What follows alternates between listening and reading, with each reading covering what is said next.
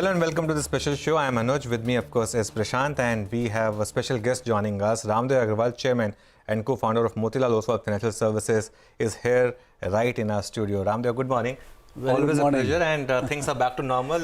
You are in our studio. Yes.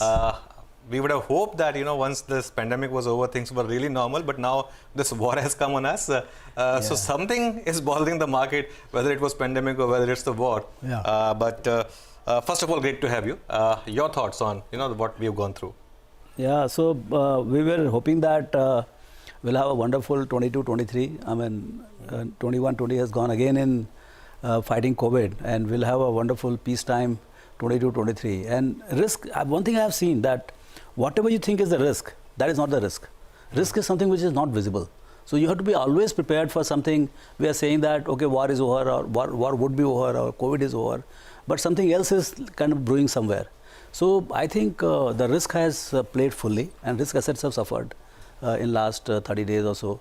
So I think one set of risk play out is maybe at the peak or coming to an end, and then we'll start. And I think we have to prepare for the peacetime now. Prepare for the peacetime, portfolio-wise. Yes.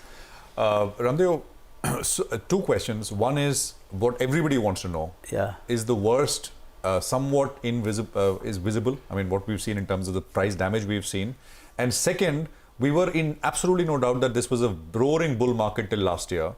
Has that uptrend been broken, or you think this is just a pullback in that uptrend? Because when you're in the midst of that pullback, it seems like, the world is completely sort of gone for a sixer. What's your sense? So clearly, the problem is not over, and in what shape it will be over, what will be the lingering sanctions and the world order which is kind of vitiated right now, and it has its own cost in the sense that sanctions, if they continue in whatever form, and things will settle down. Once you have created such a big kind of disturbance, it will take its own time to settle down. So the commodity prices, oil prices, gas prices, and a lot of economics of a lot of businesses have gone topsy-turvy. And consumers may not be willing to pay the pass-on cost. So I think we have to assess over the quarters which are the businesses which have done well, or which have done well and which are actually suffered and will suffer in the day, many quarters to come.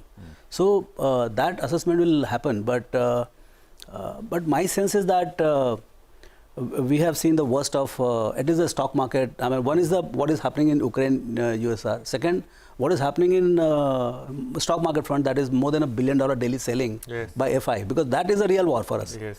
We have to face that every day. So I think that we have faced brilliantly. So they have had a wonderful exit from India, I would say, but I think they will have very painful entry if at all they want to enter. Okay, yeah, and that's an important point, right?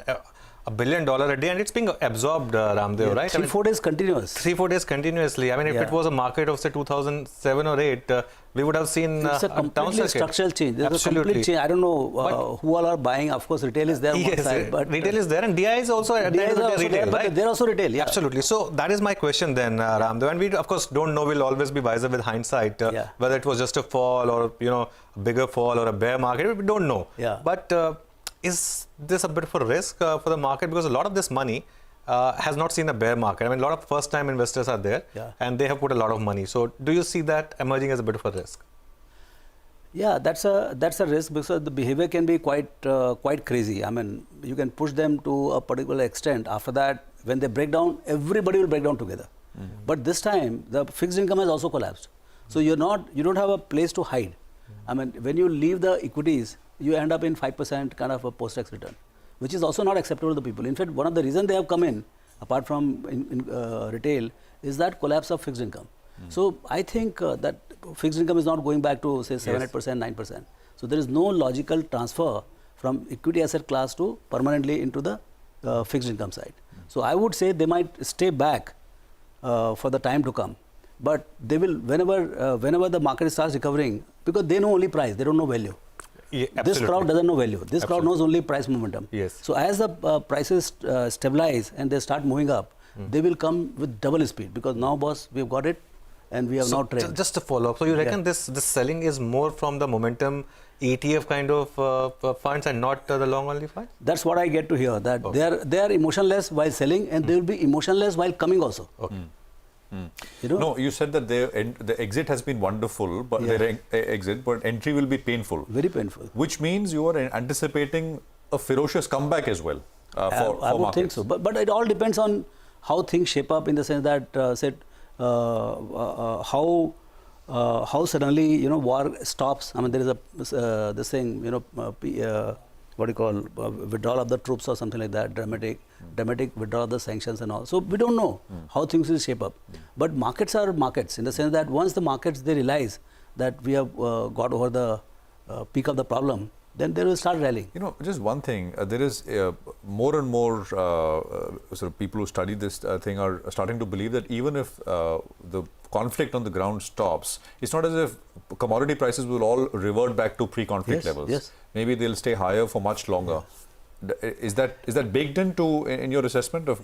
Prashant, it is very tough to figure out the damage done. I'm telling you, it is, as the time comes by, we'll realize that the weaker industries have become weaker, and weaker companies in those weaker industries have become worst. Okay, and the stronger industries will emerge stronger out of this crisis again. And among those stronger industries, stronger companies will emerge even strongest. So we have to see. We can do nothing about the external environment. This is a ground given to us to manage money or invest and make money. So what happens to the corporate earnings? I think ultimately we have to figure out where the corporate earnings are going. We were thinking that it will be upwards of 875, 885, 890. Post budget we had come to almost 890, 900 we were fiddling with. So I said 18,000 looks to be fairly priced kind of a index. And now you are at 15, 16,000. So I think you have a good play if things settle down, and still earnings for 22, 23 is broadly intact. Yeah, I mean, I use the Motilal estimate, of course, for arriving at that index number as well. But Ramdev, you know, just getting back to your last question, and you said fixed income is not coming back anytime. But you know, even before this Russia-Ukraine war started, market had started to fall, and you know, one big risk factor was. Even before this, inflation was already rising, and you know, Fed was clearly going to rise rates. And there's still jury still out on how much they'll raise. But before the war, it was clear that they might even raise 50 basis points. So, in that sense, how should people position their portfolio, given that, you know, the ultra low interest rates environment might be behind us? Yeah, in fact now it has become worse, because the inflationary pressure which was there, that is further exacerbated by higher commodity prices across the board, and speculators, they are best in doing this, in the sense that what the oil price should be 110, it will go to 150 if they can squeeze you as much. So that's what is happening right now. So I mean, clearly inflationary situation become worse, but how much of demand destruction is going to happen, and what kind of a post-war economy, world economy we are going to see, and what kind of, world is very interdependent, whether you like it or not. I mean, the world is, the NATO allies are dependent on China and Russia, and China and Russia is also dependent on other side. So they have to accept this fact, and then at some point of time they'll realize that, well, enough is enough. Let's get back to the taking care of the economy. So I think right now it is punishing the economy the top priority rather than taking care of the economy. So I think as the settlement happens, the whole thing will change. And so I think investing has to be bottoms up right now. To say that this sector is going to be, I mean, yes, at one level you can say, but still I think a lot depends on the strength of the companies, how they are going to negotiate this entire turmoil. You said some companies sectors will get stronger, companies within will get even stronger, and vice versa. We had a significant fall, I mean, topsy-turvy all over the place. Which are, to your mind, looking very strong out of this? See, fundamentally, I think services will do better than manufacturing, because all this raw materials go into manufacturing. So who's hit where and how much? Who knows? You know, so that you have to do company-wise assessment in manufacturing. You know, if you're using too much of nickel, I don't know what is going to happen to that company's raw material cost, and can you really pass on? So, you know, overnight you are negative territory. Cement company, they are in current cost structure, they are negative territory. I mean, so how they come back, how much they are able to pass on. So those things we have to see. But at the same time, services companies like, say, IT, banking, insurance, all these companies are broadly not impacted. Even broking, I mean, we see that it is not impacted. So yes, mark to market, the losses to the customers, their own sentiment, that is going to hurt for sure in the short run. But broadly, the business model is not impacted. Services over manufacturing. Okay. Are you surprised by this near collapse of the big banking names, Ramdev? Of course, you know, the easy thing to say is it's FII selling.